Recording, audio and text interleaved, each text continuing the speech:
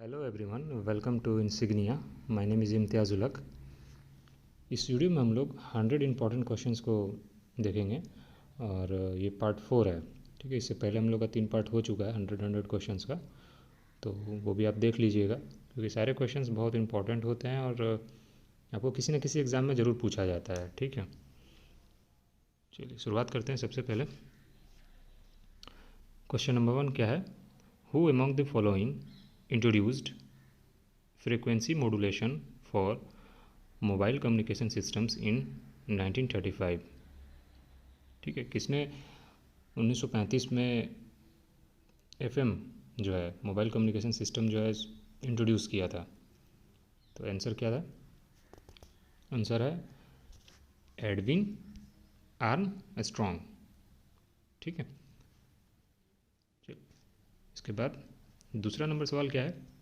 Who first introduced the concept of tacit knowledge?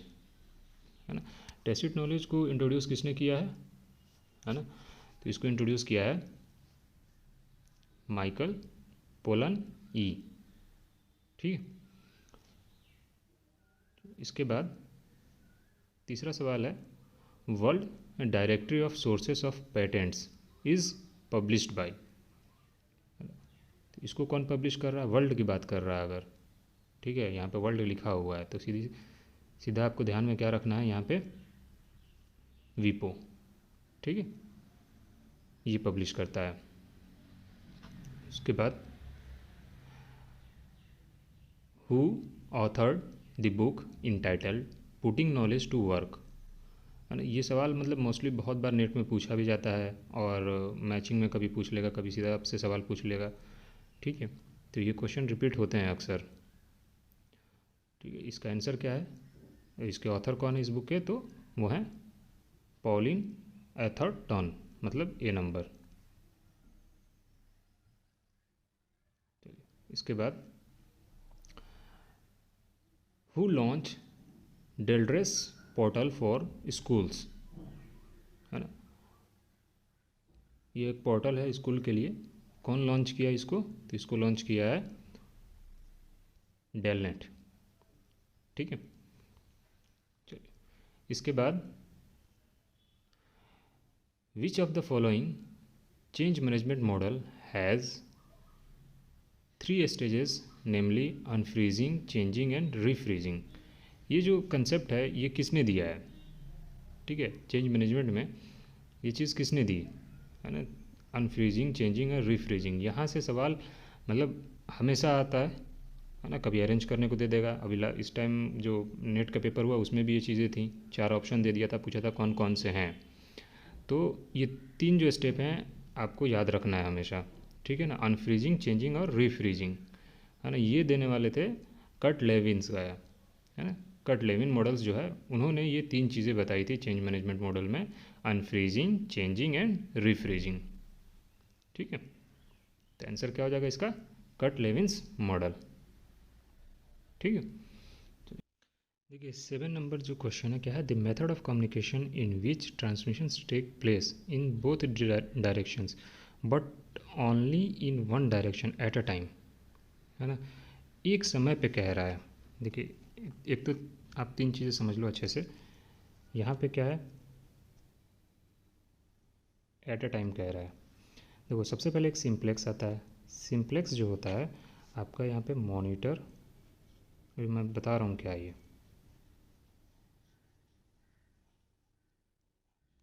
Monitor हो गया, फिर कीबोर्ड हो गया, है ना, ये इसके एग्जाम्पल हो जाएंगे।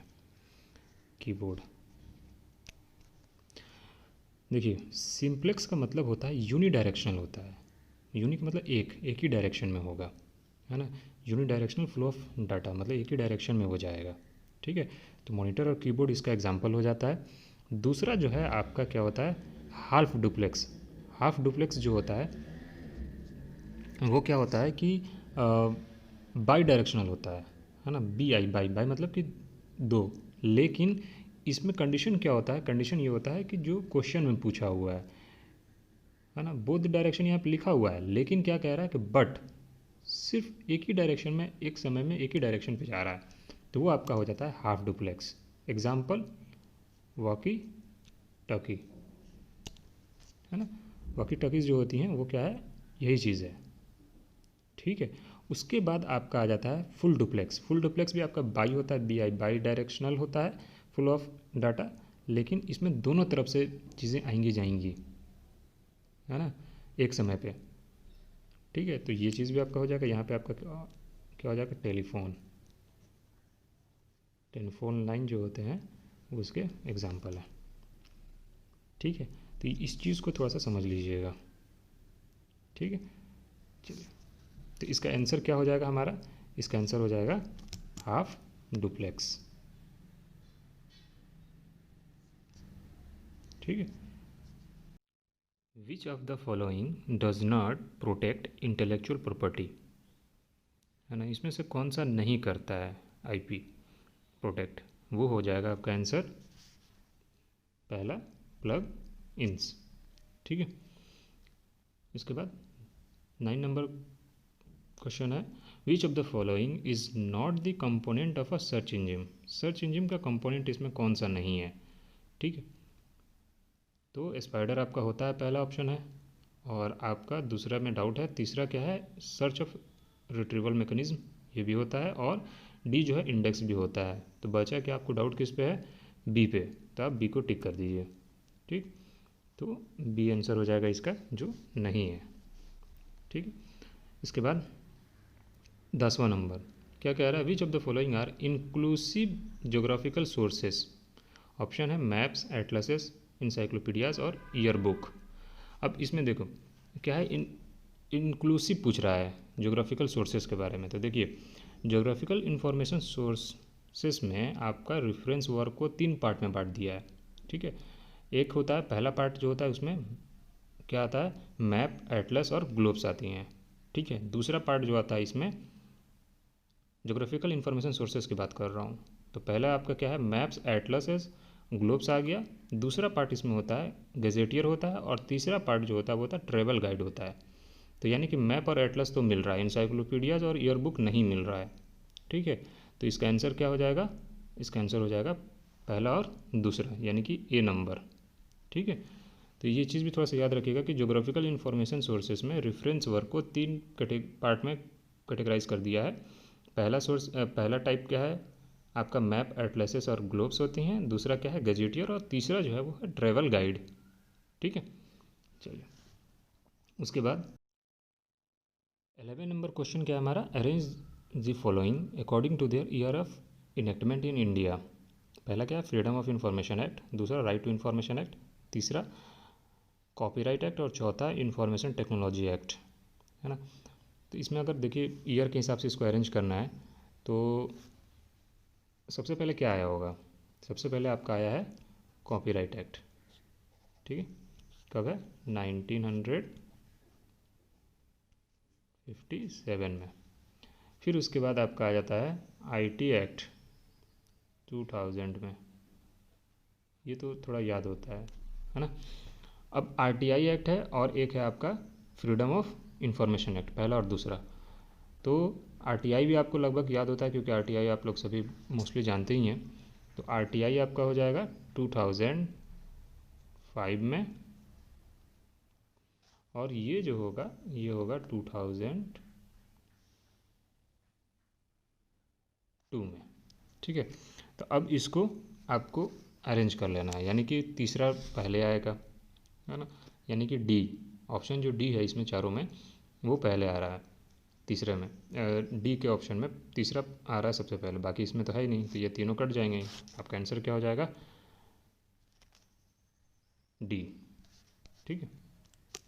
चलो, इसके बाद अरेंज द फॉलोइंग कन्वेंशन और treaties according to their year of organization approval, है ना।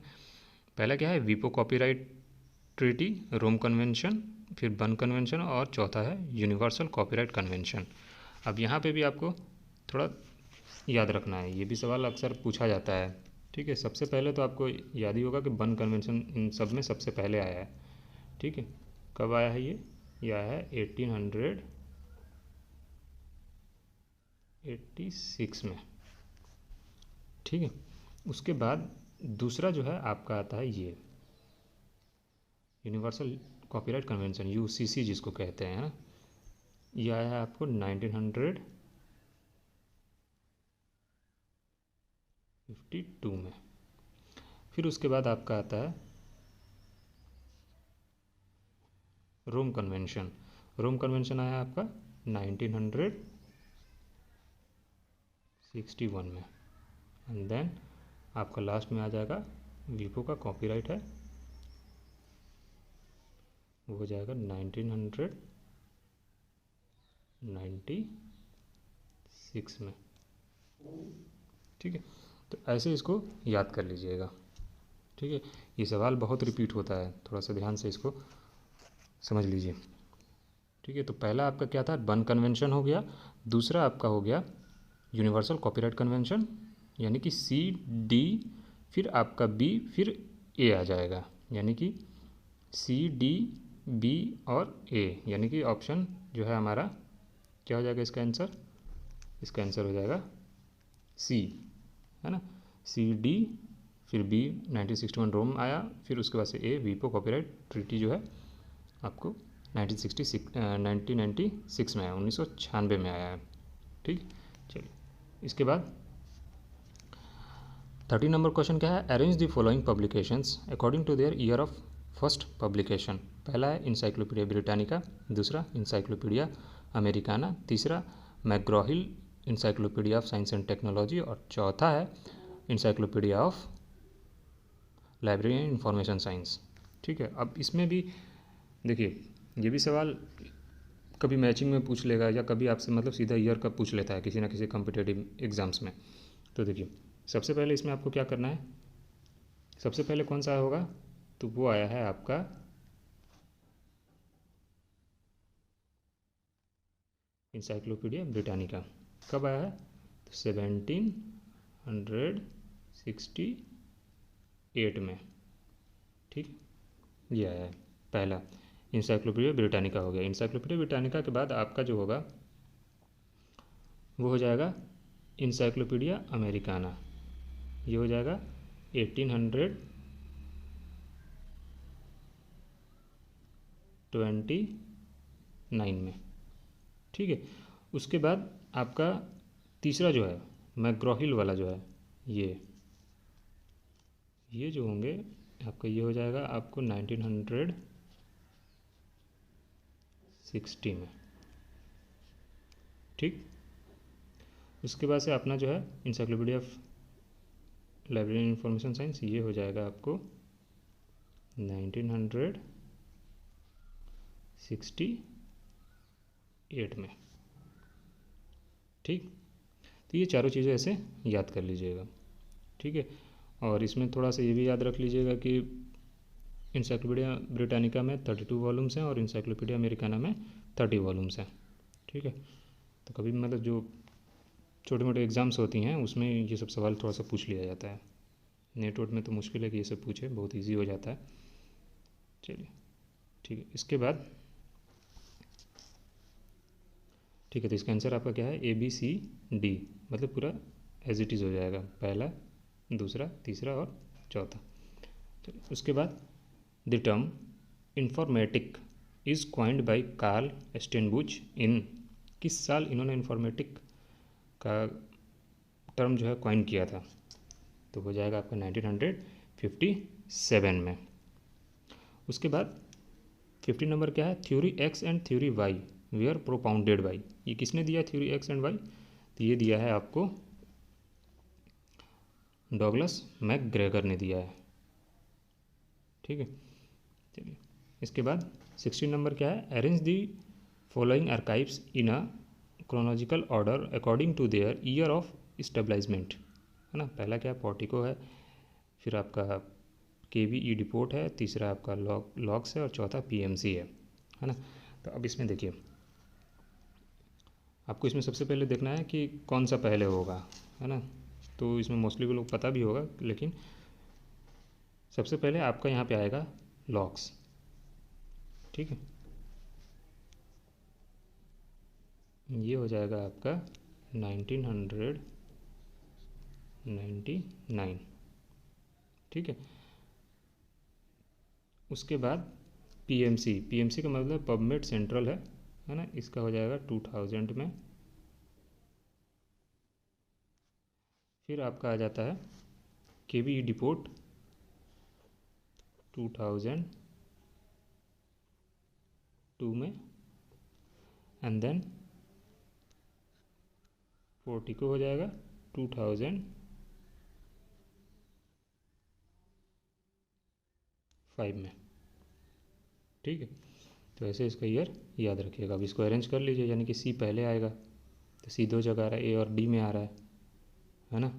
फिर सी के बाद आपका बी आएगा, डी आएगा, है ना। तो सी के बाद डी कहाँ आ रहा है, यानी कि डी ऑप्शन में आ रहा है। ठीक है, तो आंसर हमारा क्या हो जाएगा, डी। ठीक है, सी डी बी और ए, पोर्टिको लास्ट में 2005 हो जाएगा। ठीक है, पीएमसी का मतलब पबमेड सेंट्रल। चलिए, इसके बाद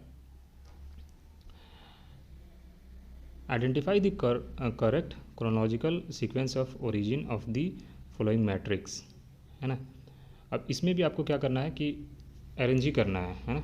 सबसे पहले आपका बिब्लोमेट्रिक है, तो बिब्लोमेट्रिक का कंसेप्ट 1917 से है, फिर 23 में ह्यूम ने दिया, फिर उसके बाद से उसका नाम चेंज करके आपको एलन प्रिचार्ड ने दे दिया बिब्लोमेट्रिक, है ना, 1969 में।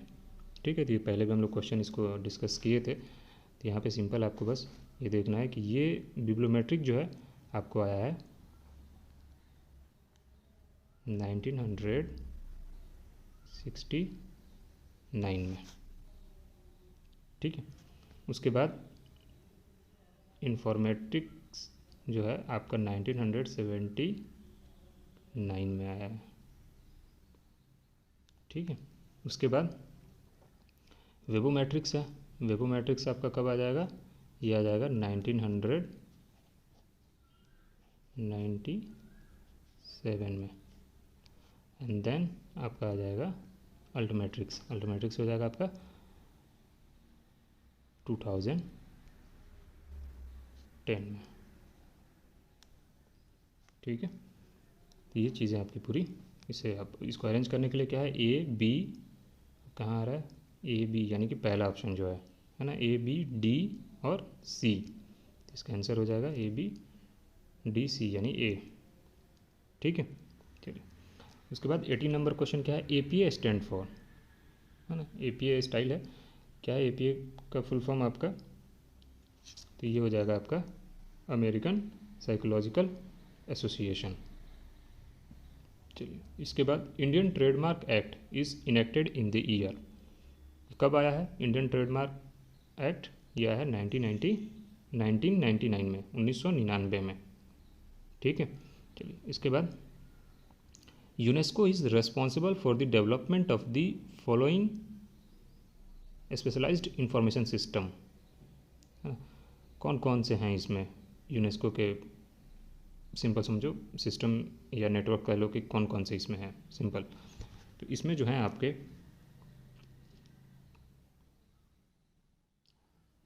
देखिए आईसीएमआर तो थोड़ा सा अलग जा रहा है ना, अगर आप दिमाग में लगाएंगे, पहले एक ऑप्शन आप देखा कीजिए कि ऑप्शन में क्या है, तीन तीन दिया हुआ है, तो यानी किसी एक को आपको कट करना है यहाँ पे। तो आईसीएमआर जो है वो अपना एक अलग ही बॉडी है ना, तो उस चीज़ को आप अलग कर दीजिए। तो बाकी ये जो फर्स्ट सेकंड थर्ड जो मिल रहा है ये आपका क्या हो जाए, आंसर हो जाना चाहिए, है ना, मतलब तुक्का मारने के वो बता रहे हैं। अगर पता है आपको कि कौन कौन सा, तो वो तब तो आप वही टिक कीजिएगा, लेकिन यहाँ पे हम बता रहे हैं कि एक अलग चीज़ आपको निकालना होता है ना, एलिमिनेशन करना होता है, छांटना होता है कि हाँ ये चीज़ एक अलग कर दो, तीन ऑप्शन हमको बस सही लेके जाना है। तो इसका आंसर हो जाएगा हमारा पहला, दूसरा, तीसरा। ठीक है, स्पाइंस, डियर और आइसोरीड।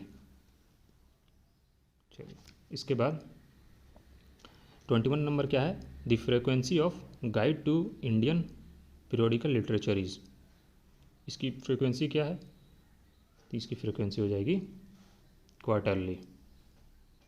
ठीक है, चलिए 22 नंबर क्या है, which agency developed H proxy software for remote authentication of user for accessing E resources, है ना। एच प्रॉक्सी सॉफ्टवेयर है, किसके लिए है, तो रिमोट ऑथेंटिकेशन है के लिए है। है ना। और इसको डेवलप किया है, इस प्रॉक्सी को तो किसने किया है, OCLC ने किया है। और एक और चीज़ बताऊं, OCLC के जितने भी प्रोडक्ट्स हैं आप सबको पढ़ लिया कीजिए, क्योंकि ये सवाल हमेशा पूछता है। और कुछ करना नहीं है, सिंपल आपको जाके OCLC के प्रोडक्ट, आप गूगल पे अगर नहीं आ रहा है सर्च करने तो आप सिर्फ गूगल पे ये लिख दीजिए OCLC प्रोडक्ट एंड सर्विसेज, बस वो आ जाएगा पूरा आपको। उसमें जाके आप देखिए मेटा डाटा का अलग आ जाएगा, रिसोर्स शेयरिंग का अलग आ जाएगा, मैनेजमेंट का अलग आ जाएगा। तो सबको आप एक लिख लीजिए, बहुत सारे उसके प्रोडक्ट एंड सर्विसेज हैं। और उसमें थोड़ा डिटेल में अगर जाना चाहें तो और भी जाकर डिटेल में जाकर आप पढ़िए, देखिए कि वो सबके मतलब क्या है, क्योंकि यहाँ से सवाल हमेशा पूछा जाता है। ठीक, इसको ध्यान में रखा कीजिए।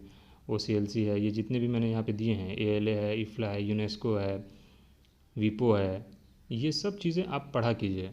ये सब के ऑफिशियल साइट्स पे जाके आप देखा कीजिए और नोट्स बनाए कीजिए, ताकि उससे आपको सारी चीज़ें समझ में आएंगी। मैंने एक तरीका यही बताया था हमेशा कि जब भी आप मतलब कहीं किताब से नहीं पढ़ना है पॉसिबल है आपके लिए, मान लीजिए घर में होता है, मेहमान आते हैं या बहुत सारी चीज़ें होती हैं, या आप बिज़ी हैं या ट्रेन में हैं या कुछ भी, मतलब ऐसा जिसमें आप किताब खोल नहीं सकते हैं, आप वहाँ पे गूगल से यही सब चीज़ें पढ़ा कीजिए। आप सपोज़ आप कहीं बैठे हुए हैं, है ना, दोस्तों के साथ हैं या कहीं ऐसी जगह है जहाँ पे आप पॉसिबल नहीं है आप किताब ओपन कर लेंगे, तो आप वहाँ पे क्या कीजिए, गूगल पे बैठ के आप बात भी कर रहे हैं, गूगल से बैठ के आप वहाँ पे चीज़ों को सर्च करके आप पढ़ रहे हैं। इस चीज़ को आप जब तक हैबिट नहीं बनाएंगे ना, तब तक ये सब चीज़ें आपको नहीं आएंगी। तो इसलिए जब भी आप बैठिए या फ्री टाइम में, जब आपको लगे कि हम शायद ये नहीं कर पा रहे हैं, किताब नहीं पढ़ पाएंगे, तो अपने टाइम को यूटिलाइज़ वहाँ पे सही तरीके से कीजिए। हाँ, घूमना भी ज़रूरी है, मस्ती भी ज़रूरी है, हर चीज़ ज़रूरी है। ठीक, तो इसको थोड़ा सा आप लोग सोचिए इस बारे में कि आपका टाइम अगर कहीं वेस्ट हो रहा है तो आप उसको पढ़ो, उसको यूटिलाइज़ करो इस तरह से कि ज़रूरी थोड़ी है कि किताब है तभी हम पढ़ेंगे, और किताब नहीं है तब मोबाइल किस लिए है। ठीक, चलिए इसके बाद, who founded J store in the year 1995, किसने जे स्टोर को फाउंड किया है 1995 में। तो फाउंड किए हैं इनको विलियम जी बोवेन ने। ठीक है, जे स्टोर एक ईयर याद रखना है और एक इसके फाउंडर याद रखना है।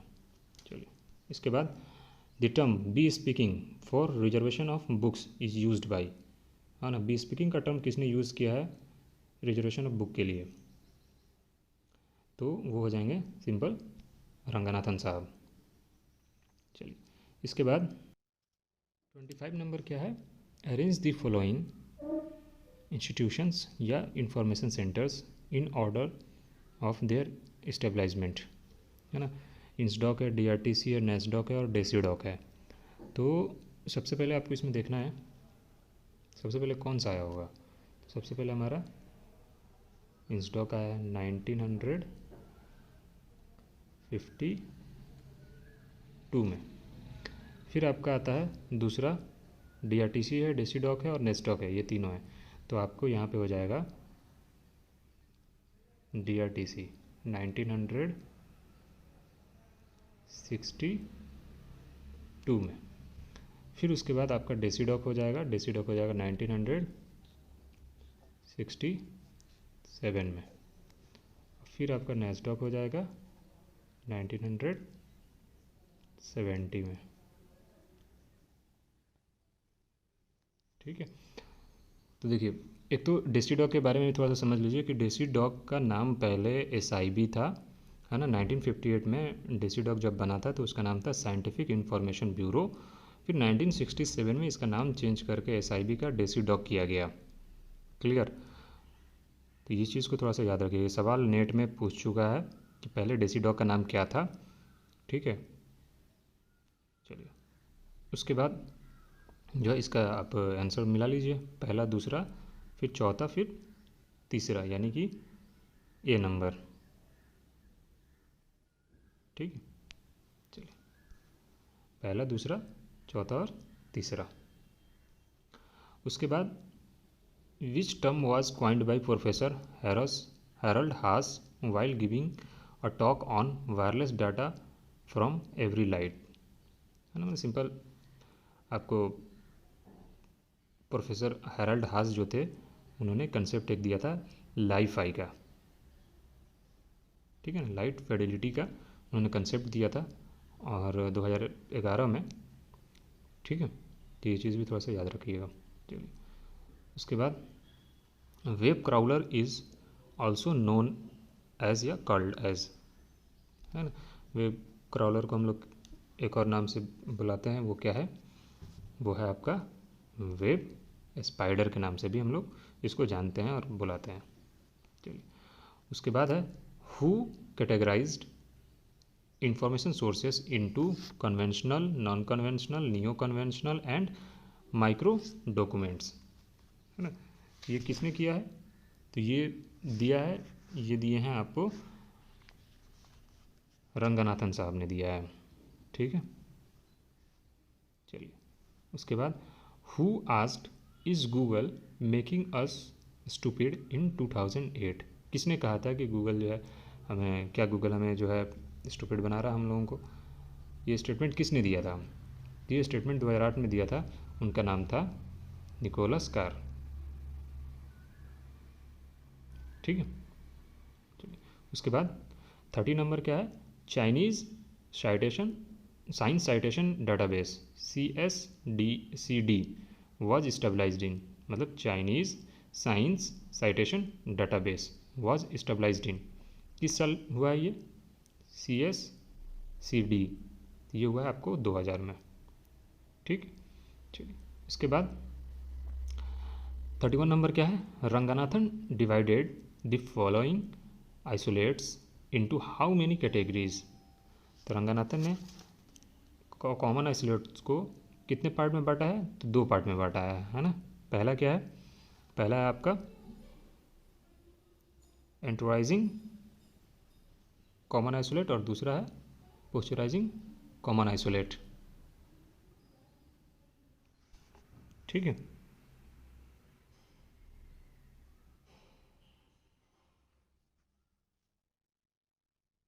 उसके बाद 32 नंबर क्या है, the first edition of DDC consists of, जो पहला एडिशन DDC का था 1876 में बनी, तो उसमें कितने पेजेस थे, तो उसमें टोटल पेजेस थे आपके 44, 42 नहीं है, ठीक है ना। हाँ, तो कहीं कहीं ये लिखा हुआ होता है, बहुत सारे बच्चे कंफ्यूज होते हैं, तो 44 लेके चलिएगा, 42 नहीं है, ठीक है, आएगा तो क्लेम कर सकते हैं आप। चलिए, इसके बाद 33 नंबर क्या है,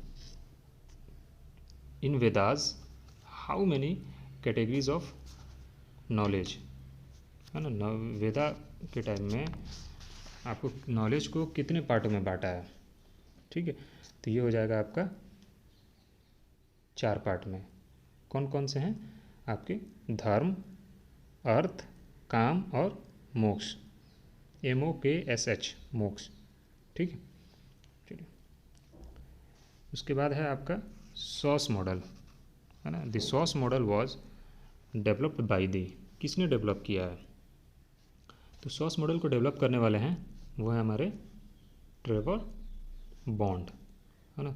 और सॉस मॉडल का क्या है पूरा, SAUCE, मतलब S से सेट द सीन, A से एक्वायर, U से यूज़,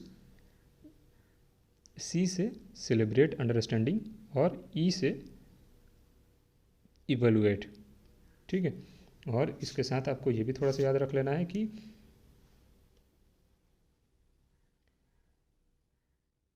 NIT लैम जो है इन्होंने दिया है 8 W's, और जेम्स हैरिंग जो थे उन्होंने क्या दिया है, प्लस मॉडल, ठीक है, प्लस मॉडल इन्होंने दिया है। प्लस में जैसे P से क्या होगा, पर्पस, L से लोकेशन, और U से यूज़, और S से सेल्फ इवेलुएशन, ठीक है।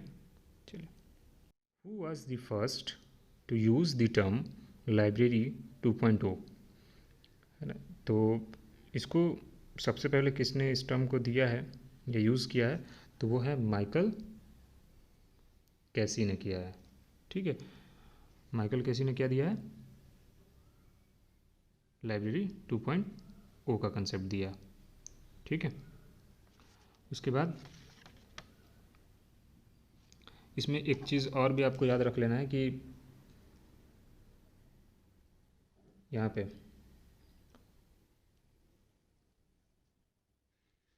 ब्लॉक का कंसेप्ट इन्होंने दिया है। जॉन बर्गर जो थे, जॉर्ज बर्गर, इन्होंने वेब लॉक का कंसेप्ट इन्होंने दिया है। ठीक है, ये चीज़ भी थोड़ा सा याद कर लीजिएगा। उसके बाद who popularised the term web 2.0, किसने पॉपुलराइज किया है? देखिए, क्वाइन करना अलग चीज़ होता है, पॉपुलराइज करना अलग चीज़ हो जाता है। ठीक है, तो यहाँ पे आपको ध्यान में रखना है कि इसको जो टर्म है इसको पॉपुलराइज करने वाले हैं टिम ओ रैली हैं। ठीक है, और इस टर्म को वेब 2.0 को जो क्वाइन किया है वो है डार्सी डी नुक्की, इन्होंने किया है क्वाइंड। ठीक है, चलिए, तो इसका आंसर हो जाएगा टिमो रैली, क्योंकि पॉपुलराइज्ड है। जब कहेगा सवाल में कि who coined the term web 2.0, तब आप डार्सी डी नुक्की बताएंगे। चलिए, 37 नंबर क्या है? Google lens is an image recognition technology developed by Google in. Google lens को गूगल ने डेवलप किया था, किस साल किया है?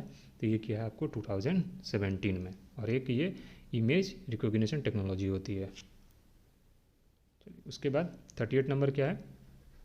Which one of the following is the IEEE standard for WiMAX, है ना? इसका फुल फॉर्म क्या है विमेक्स का? ठीक है, इसका फुल फॉर्म है world wide interoperability for microwave access. ठीक है, ये 2001 में बना था, और इसमें इसका जो स्टैंडर्ड है ना, कौन सा है? इसका स्टैंडर्ड हो जाएगा आपको IEEE 802.16। ठीक है, 39 नंबर क्या है? Who is the publisher of the Statesman's yearbook 155th edition? 155वां एडिशन जो है स्टेटमेंट्स ईयरबुक का, वो उसके पब्लिशर कौन है? उसके पब्लिशर हैं पेलग्रेव मैकमिलन। ठीक है, ठीक। उसके बाद MEDLARS stands for medical literature analysis and retrieval system which was first introduced in. किस साल आया है मेडलर्स? तो मेडलर आया है आपका 1964 में, है ना? और जब मेडलिन कहेगा MEDLINE, तो वो हो जाएगा 1971 में। ठीक है, फिर 41 नंबर क्या है? Which of the following are EPG Pathshala modules. इसमें कौन कौन से हैं जो EPG पाठशाला के मॉड्यूल में आते हैं? ठीक है, तो ई ग्रंथ नहीं होता है, ई गुरु भी नहीं होता है, ई पाठ्य और ई अध्ययन होता है, यानी कि C और D जो होगा वो होगा पहला दूसरा कट हो जाएगा। ठीक है, ये भी सवाल नेट में पूछ चुका है, यानी C और D। इसके बाद Newark charging system was introduced by John Cotton Dana in. किस साल नेवाक सिस्टम आया है? तो यह आया है आपको 1900 में आया है। ठीक है, और 1895 में क्या आया है? 1895 में नीना ई ब्राउन जो थी, उन्होंने अपना दिया था ब्राउन चार्जिंग सिस्टम दिया था। ठीक है, तो वो 5 साल पहले दिया था। अगर इसमें कन्फ्यूज़न हो तो पहले B आता है फिर N आता है, तो यानी कि ब्राउन चार्जिंग सिस्टम पहले आएगा 1895 में, फिर N है बाद में, ABCD हम पढ़ेंगे तो N बाद में हो रहा है, तो इसका मतलब है कि वो 1900 में आया होगा। और जॉन कॉटन दाना SLA से भी रिलेटेड है, 1909 में आया था, है ना? उसके फाउंडर भी यही हैं, जॉन कॉटन दाना SLA का। चलिए, उसके बाद 43 नंबर क्या है? The collection development principle the best reading for the largest number at the least cost is given by, है ना? ये किसकी प्रिंसिपल है? The best reading for the largest number at the least cost, यह है आपका मेलविल डेवी का। ठीक है, उसके बाद 44 नंबर क्या है? Who developed the force field theory of change. ठीक है, ये चेंज मैनेजमेंट कह लीजिए कि फोर्स फील्ड थ्योरी में किसका इसमें कंट्रीब्यूशन रहा है चेंज मैनेजमेंट में, या ये कंसेप्ट किसने दिया है ना। घुमा के सवाल ऐसे भी पूछ लेता है, या सिंपल आपको जो पहले भी एक सवाल हम लोगों ने किया था चेंज मैनेजमेंट में कि वो फ्रीजिंग रिफ्रीजिंग और चेंजिंग वाला जो था हम लोगों का, तो वही चीज़ यहाँ पे भी है। तो आपको अगर चेंज मैनेजमेंट से याद है तो इसमें आपको कोई नाम इसमें चेंज मैनेजमेंट का नहीं है, कंट्रीब्यूटर नहीं है यहाँ पे कोई, सिर्फ एक ही नाम है, वो है कट लेविन का। तो यहाँ पे आंसर क्या हो जाएगा आपका, कट लेविन हो जाएगा। चलिए इसके बाद NPTEL NPTEL है ना, national programme on technology enhanced learning is a joint venture of the IITs and IIS funded by the Ministry of Education, Government of India and was launched in, है ना। एक तो NPTEL का full form भी याद रखिएगा, ये भी सवाल में पूछ लेता है कभी कभी। और मिनिस्ट्री ऑफ एजुकेशन, जो पहले नाम इसका MHRD था, अब इसका नाम क्या है, मिनिस्ट्री ऑफ एजुकेशन है। और ये जो प्रोग्राम है गवर्नमेंट ऑफ इंडिया का है। और इस कब लॉन्च हुआ था, ये सवाल ये है। तो लॉन्च हुआ था आपको 2003 में। उसके बाद identify the name of the copyright clearing agency of India, है ना, कौन है, तो वो है आपका इंडियन रेप्रोग्राफिक राइट्स ऑर्गेनाइजेशन, IRRO, है ना। ये कब बना है, तो ये बना है आपका 2000 में, 2000 में, ठीक है। चलिए उसके बाद who identified 8 central values of librarianship, किसने 8 सेंट्रल वैल्यूज ऑफ लाइब्रेरियनशिप को आइडेंटिफाई किया, वो है Michael Gorman. The patent information system government of India is located at, कहाँ पे है पेटेंट इंफॉर्मेशन सिस्टम, वो है आपको नागपुर में, ठीक है।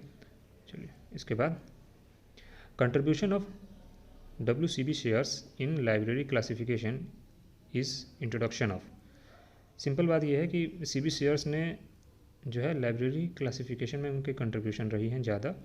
और इन्होंने कितने कैनन्स दिए थे, तो इन्होंने टोटल कैनन्स दिए थे 29, ठीक है। उसके बाद Heaps law relates to, Heaps law किससे रिलेट है, तो वो है आपका इंफॉर्मेशन रिट्रीवल से रिलेटेड है, ठीक। चलिए उसके बाद 51 नंबर क्या है, who among the following propose to paraphrase Ranganathan second and third law of library science as every reader is library and every library its reader. मतलब कहने का मतलब ये है कि किसने रंगनाथन का जो सेकेंड और थर्ड लॉ जो था उसको चेंज कर दिया, पैराफ्रेज कर दिया, मतलब वो थे आपके फ्रांसिस मिक्सा, ठीक है। और बाकी जो ऊपर के तीनों नाम हैं, इन लोगों ने भी अपनी 5 लॉज को अलग अलग चीज़ें दी हुई हैं। 5 लॉज का एक वीडियो है मेरा पूरा, उस पर करीब 8-10 लोगों का कंट्रीब्यूशन जो रहा है कि सब ने अपने अपने बताया है अपनी अपनी चीज़ों को 5 लॉज के रिलेटेड, तो वो ज़रूर देख लीजिएगा। चलिए उसके बाद परमुटर्म इंडेक्सिंग और permutation indexing was invented by, है ना। परमुटर्म इंडेक्सिंग किसने दिया है या परमुटेशन इंडेक्सिंग किसने दिया है, तो ये दिया है आपको हर्बर्ट हॉलमैन ने दिया है। चलिए इसके बाद which of the following is a data carpentry software useful for libraries, कौन सा इसमें सॉफ्टवेयर है, डाटा कारपेंट्री सॉफ्टवेयर है जो कि लाइब्रेरीज के लिए बहुत यूज़फुल होता है, वो है आपका ओपन रिफाइन। इसके बाद which of the following are product services of OCLC, OCLC का प्रोडक्ट और सर्विसेज पहले ही बताया कि बहुत इंपॉर्टेंट है ना। तो इसमें हो जाएगा आपका आंसर, कौन कौन से हो जाएंगे, टिपासा भी है, वर्ल्ड शेयर भी है, सैंडियो भी है, ये तीनों तो हो गए। अब हमें ऑप्शन में 3 या 2 का देखना है। तो अगर आपने OCLC पढ़ा है तो पहला दूसरा तीसरा तो आ रहा है, यानी कि 3 तो हो गए। चौथा लिब लर्नेक्स है, लिब लर्नेक्स जो है वो किसका है, ALA का है ना। यानी कि पहला दूसरा तीसरा जो होगा आपका आंसर सही होगा, यानी आंसर क्या हो गया, ABC। चलिए इसके बाद the book diffusion of innovation was written by, ये बुक जो है डिफ्यूज़न ऑफ इनोवेशन किसने लिखी है? ये लिखा है आपको E.M. रोजर्स ने लिखा है। ठीक, उसके बाद page rank algorithm was developed eight, कहाँ पे ये डेवलप हुआ है? तो ये डेवलप हुआ है आपको स्टैनफोर्ड यूनिवर्सिटी में। ठीक है, गूगल और याहू भी कहाँ पे हुआ है? यहीं पे हुआ है। ठीक है, और ये 1996 में हुआ। और इसमें एक और चीज़ आपको याद रखना है, इसमें दो नाम थे पेज रैंक को डेवलप करने वाले, Larry Page and Sergey Brin, BRIN, इन लोगों ने इसको डेवलप किया। चलिए, इसके बाद 57 number, which of the following is an essential process in which the intelligent method are applied to extract data pattern, है ना। extract मतलब कि आपके पास डाटा बहुत ज़्यादा है, आप उसको निकाल के आप क्या कर रहे हैं, बहुत रिलेवेंट चीज़ों को आप निकाल रहे हैं, है ना, तो वो हो जाता है आपका डाटा माइनिंग, है ना। बहुत सारी इन्फॉर्मेशन आपके पास हैं, आप उसको एक्सट्रैक्ट कर रहे हैं, वो हो जाता है आपका डाटा माइनिंग। ठीक है, उसके बाद 5 laws of media and information literacy are brought out by, 5 laws of media and information literacy, MIL in short में बोलते हैं इसको। तो ये हो जाएगा MIL का मोस्टली कंसेप्ट जो है वो आपको कौन देता है? यूनेस्को देता है। ठीक है, तो ये हो जाएगा आपका आंसर क्या है? यूनेस्को। ठीक है, चलिए इसके बाद हु पब्लिशेस दी लीज़ा, है ना। अच्छा, लीज़ा का कंसेप्ट क्या है? कि लीज़ा का कंसेप्ट ये है कि पहले जो था इसका नाम लाइब्रेरी साइंस एब्स्ट्रैक्ट था 1950 में, 1950 में। फिर इसका नाम बाद में चेंज होके मतलब ऐड हो गया, इसमें आई ऐड हो गया, LISA हो गया, मतलब library and information science abstract हो गया 1969 में। ठीक है, और इसको पब्लिश करता है वो कौन है? प्रोक्वेस्ट है। ठीक है, और एब्सको जो है वो लिस्टा को पब्लिश करता है, तो दोनों में फ़र्क है। ठीक है, लीज़ा जब कहेगा तो प्रोक्वेस्ट, और एब्सको कहेगा यानी वो लिस्टा हो जाएगा, LISTA। चलिए इसके बाद शोध चक्र इज़ एन इनिशिएटिव ऑफ, किसका इनिशिएटिव है शोध चक्र? ये इनिशिएटिव है इन्फिलिमनेट का। ठीक है, उसके बाद 61 नंबर क्या है? The Dell plus software is developed by, है ना। इसको डेवलप किसने किया? इसको डेवलप किया है डेलनेट ने। ठीक, अब है 62 number, humble humanities hub an online subject gateway on humanities based eight, कहाँ पे बेस्ड है ये?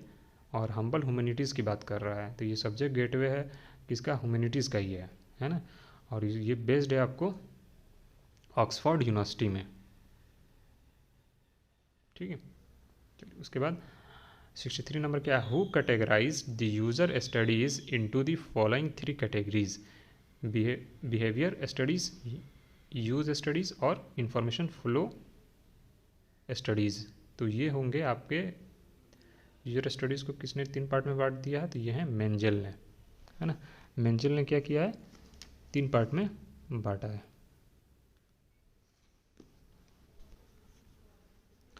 उसके बाद जो है आपका in context to modulation, PCM stands for, PCM stand for मतलब PCM का फुल फॉर्म क्या है? वो है आपका पल्स कोड मॉड्यूलेशन। ठीक है, उसके बाद feedback mechanism is a part of which service, feedback mechanism जो होता है वो किस में आता है? वो आता है आपका SDI में, है ना। SDI का फुल फॉर्म क्या है? Selective dissemination of information. उसके बाद who introduce the concept of को साइटेशन एनालिसिस, को साइटेशन एनालिसिस का कंसेप्ट किसने दिया है? तो इसको देने वाले हैं हेनरी स्मॉल और इरिना मार्शाकोवा। ठीक है, और जो B नंबर ऑप्शन है हमारा MM केसलर, इन्होंने क्या दिया है? तो इन्होंने दिया है आपको बिब्लियोग्राफिक कॉपलिंग का कंसेप्ट दिया है। ठीक है, इन्होंने क्या दिया है? बिब्लियोग्राफिक कॉपलिंग किस साल? 1963 में, और इन्होंने दिया है 1973 में।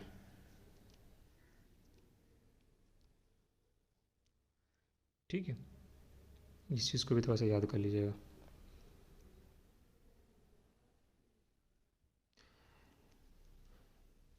पीरियोडिसिटी ऑफ एस्लिक बुलेटिन मतलब इसकी फ्रिक्वेंसी क्या है एस्लिक बुलेटिन की?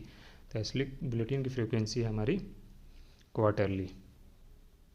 ठीक है, चलिए इसके बाद open world cat program is initiated by. Open world cat जो है प्रोग्राम किसका इनिशिएट है? तो वो है आपका OCLC का। ठीक है, देखिए मैंने बताया ना कि OCLC के बहुत सारे प्रोडक्ट सर्विसेज प्रोग्राम्स जो हैं आपके बहुत इम्पॉर्टेंट होते हैं, और ये सभी क्वेश्चंस जो हैं आपको कहीं ना किसी एग्ज़ाम में पूछा गया है। ठीक है, चलिए उसके बाद 69 नंबर क्या है? Cumulative book index is published from. इसको शॉर्ट में CBI भी बोलते हैं, और इसका ईयर एक याद रखना है कि इसका ईयर क्या है क्युमुलेटिव बुक इंडेक्स का? वो है 1898 में। ठीक है, और ये जो होता है पब्लिश होता है आपका USA से। ठीक, इसके बाद 70 नंबर क्या है? According to home an ALA means ask librarian anything. किसके हिसाब से ALA का मतलब है कि आस्क लाइब्रेरियन एनीथिंग, है ना? ALA है तो जाहिर सी बात है कि हमारे रंगनाथन साहब मेलविल डेवी साहब ही होंगे, तो ये हो जाएगा आपका मेलविल डेवी। ठीक है, चलिए इसके बाद 71 number the concept of self renewal was introduced by. Self renewal का कंसेप्ट जो है किसने इंट्रोड्यूस किया? तो वो हैं आपके एटकिंसन। ठीक है, उसके बाद who use the term cyber space for the first time. Cyber space का यूज़ सबसे पहले किसने किया था? वो किए थे आपके विलियम गिब्सन ने। ठीक है, 1982 में। इसके बाद who developed nested phrase indexing system, है ना? ये किसने दिया है? तो ये दिया है आपको TC क्रामन ने। ठीक है, और इनका एक ये भी चीज़ है लेफिस भी इन्होंने ही दिया है। नेफिस लेफिस ये दोनों इन्हीं का है। ठीक है, तो ये भी चीज़ थोड़ा सा याद रखिएगा।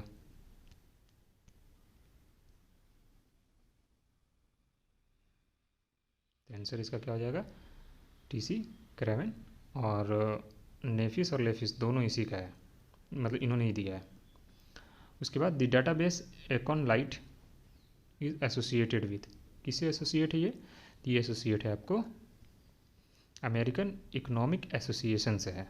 और इकोनलाइट जो है एक एकेडमिक लिटरेचर एब्स्ट्रैक्टिंग डाटाबेस सर्विस है, जिसको पब्लिश कौन करता है? अमेरिकन इकोनॉमिक एसोसिएशन करता है। उसका से विद्वान इन्फ्लिबनेटिस। विद्वान जो है आपका इन्फ्लिबनेट का है, और ये जो है सिंपल आपका जितने भी एक्सपर्ट्स होती हैं, है ना, जो भी एक्सपर्ट्स हैं इंडिया में, उन सब का डाटाबेस ये तैयार करता है। ठीक है, तो इसका आंसर क्या हो जाएगा? B नंबर, है ना? A database of experts and a network of researchers and scientist at national level. ठीक है, और विद्वान किसका है? तो इन्फ्लिबनेट का है। ये भी चीज़ याद रखिए, यहाँ से 2 क्वेश्चंस बहुत पूछे जाएंगे। चलिए इसके बाद in which year Ranganathan theory of library catalogue was published. Ranganathan का जो है थ्योरी ऑफ लाइब्रेरी कैटलॉग जो था उनकी किताब, उसको पब्लिश किस साल किया गया या किस साल हुआ? तो वो हो गया 1938 में। ठीक, चलिए उसके बाद the world digital library is an international collaboration led by, है ना? वर्ल्ड डिजिटल लाइब्रेरी जो है किसके किसके कोलैबोरेशन से और किसके किसके से मिलने से बनी? तो वो थी आपकी library of Congress with support of UNESCO. UNESCO के सपोर्ट से बना, और ये कब बना? वर्ल्ड डिजिटल लाइब्रेरी 2009 में। ठीक है, इसके बाद impact factor is devised by, impact factor किसने दिया? तो ये दिया आपको यूजिन गारफील्ड ने। उसके बाद Indian citation index ICI is developed by, है ना। इंडियन साइटेशन इंडेक्स जो है किसने डेवलप किया? तो वो डेवलप किया है नॉलेज फाउंडेशन ने। 80 नंबर क्या है? हु क्रिएटेड NUCSSI, नुक्सी पढ़ लीजिए। तो इसका फुल फॉर्म क्या है? National union catalogue of scientific serials in India, है ना। अब यहाँ साइंस का टर्म आ रहा है तो आप इससे समझ जाओ इसको कौन बनाया होगा? इसको बनाया होगा निस केयर ने, ठीक है। चलिए उसके बाद 81 नंबर क्या है? In circulation discharging is known as, discharging is known as का मतलब क्या हो गया कि डिस्चार्जिंग का मतलब क्या होता है अगर सर्कुलेशन के कंटेक्स्ट में बात करें तो, है ना। एक होता है चार्जिंग, दूसरा होता है डिस्चार्जिंग, है ना। तो इसका मतलब हो जाता है डिस्चार्जिंग का मतलब क्या हो गया? रिटर्न ऑफ बुक्स, और जब इशू ऑफ बुक कहेगा तो वो चार्जिंग हो जाता है। चार्जिंग का मतलब इशू करना और डिस्चार्जिंग का मतलब रिटर्न करना, मतलब वापस ले लेना, ठीक है। चलिए इसके बाद how many numbers of volumes of Encyclopaedia Britannica are there, कितने इंसाइक्लोपीडिया ब्रिटानिका में वॉल्यूम्स हैं? तो इसमें आपको हैं 32 वॉल्यूम्स, अमेरिकाना में 30 वॉल्यूम्स हैं।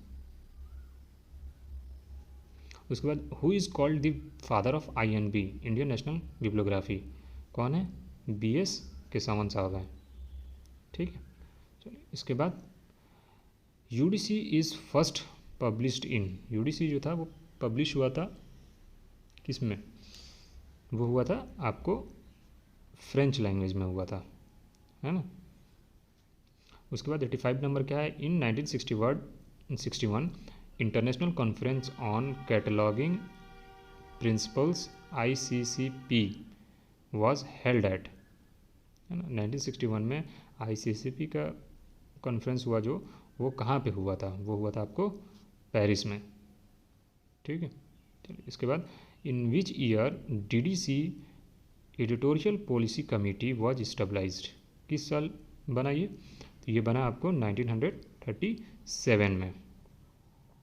उसके बाद विच one of the following is a community supported preservation archive service, है ना। इसमें से कौन सा है जो प्रिजर्वेशन आर्काइव सर्विस है, सपोर्ट करता है? वो है आपका पोर्टिको, बाकी कोई तो नहीं है।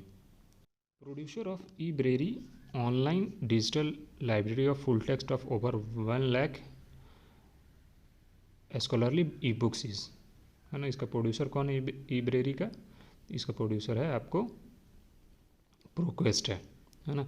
थोड़ा सा ये भी देखा कीजिए आप लोग एल्सेवियर का कौन कौन सी चीज़ें हैं, कौन कौन सी चीज़ें एल्सेवियर पब्लिश कर रहा है, एप्सको क्या कर रहा है, प्रोक्वेस्ट क्या कर रहा है ना। तो ये सब थोड़ा सा देखा कीजिए आप लोग गूगल से।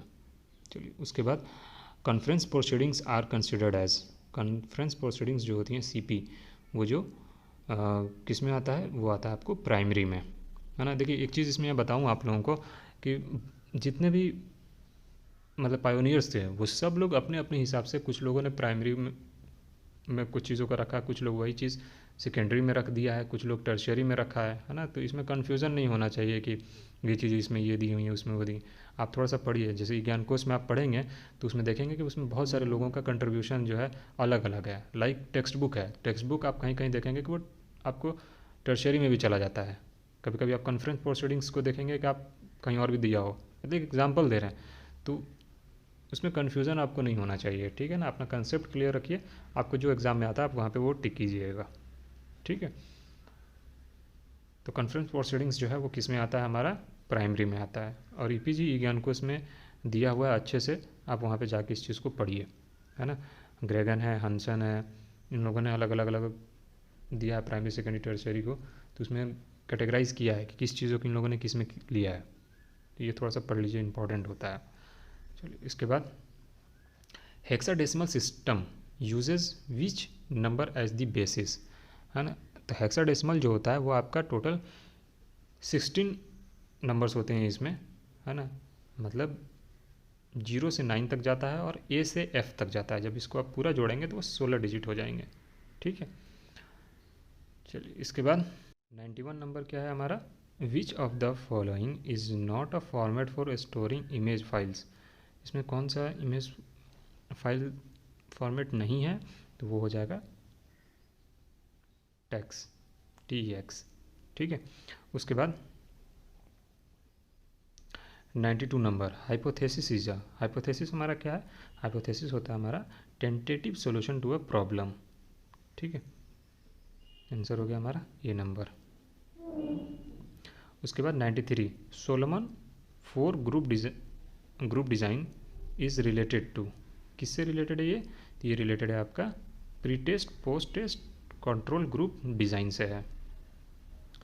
उसके बाद 94 नंबर क्या है? रिसर्च इज़ कंडक्टेड टू, हम रिसर्च क्यों करते हैं, है ना? तो रिसर्च हम करते हैं, इसमें 4 ऑप्शंस दिए हुए हैं। ठीक है, तो देखिए पहला क्या है? जनरेट न्यू नॉलेज, है ना, हम नए नॉलेज को जनरेट करने के लिए भी करते हैं, सही बात है। दूसरा क्या है? डेवलप अ थ्योरी, थ्योरी को डेवलप करने के लिए हम करते हैं, ये भी सही है। तीसरा है develop communication skills, communication skills के लिए हम लोग नहीं करते हैं, तो यानी कि तीसरा कट गया। और चौथा क्या है? री इंटरप्रेट एग्जिस्टिंग नॉलेज, आपके पास जो नॉलेज है आप उसको री इंटरप्रेट कर रहे हो, आप उसको और भी ज़्यादा जानने की कोशिश कर रहे हो, उसमें और इजाफा करने की कोशिश कर रहे हो, तो वो क्या हो जाता है आपका, ये भी सही बात है ना। तो ये क्या हो गया? पहला, दूसरा और चौथा आंसर सही है, तो ये हो जाएगा आपका A, B एंड D। ठीक है, उसके बाद 95 नंबर क्या है? The first edition of Charles Ammi Cutter's rules for a dictionary catalogue was published in, किस साल पब्लिश हुआ था? ये पब्लिश हुआ था 1876 में। उसके बाद 96 नंबर क्या है? Frank and Lillian Gilbreth are associated with, किससे ये एसोसिएट हैं? ये एसोसिएट हैं आपको C number, time and motion studies, इनसे रिलेटेड है। ठीक है, चलिए इसके बाद 97 नंबर क्या है? कोबोल स्टैंड्स फॉर, कोबोल का फुल फॉर्म क्या है? तो कोबोल का फुल फॉर्म है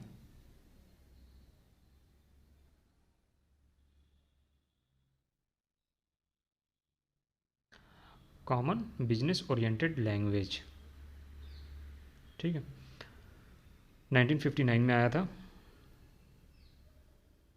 ठीक है, चलिए इसके बाद Google scholar was first launched in, Google scholar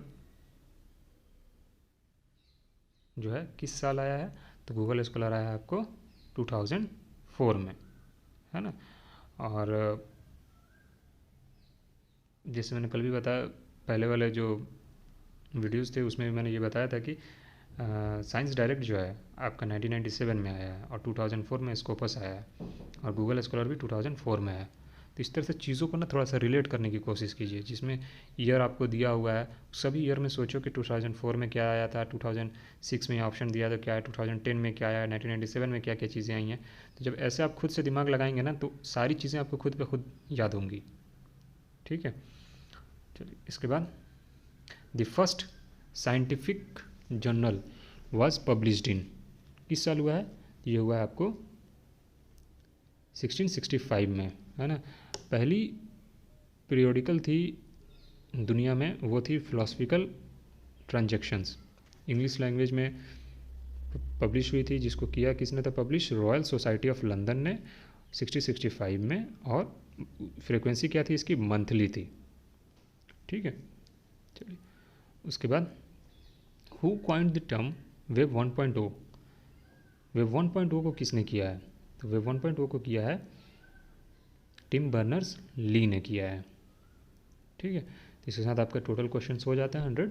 और जो भी क्वेश्चंस आपको नहीं आ रहे होंगे इनकेस, तो वो आप लिख लीजिएगा, है ना। और थोड़ा सा जो बात मैं कह रहा हूँ आप उसको समझिएगा, आप पढ़िए इस, ठीक है, अच्छे से अपनी मेहनत कीजिए। ठीक है, चलिए ठीक है, थैंक यू सो मच।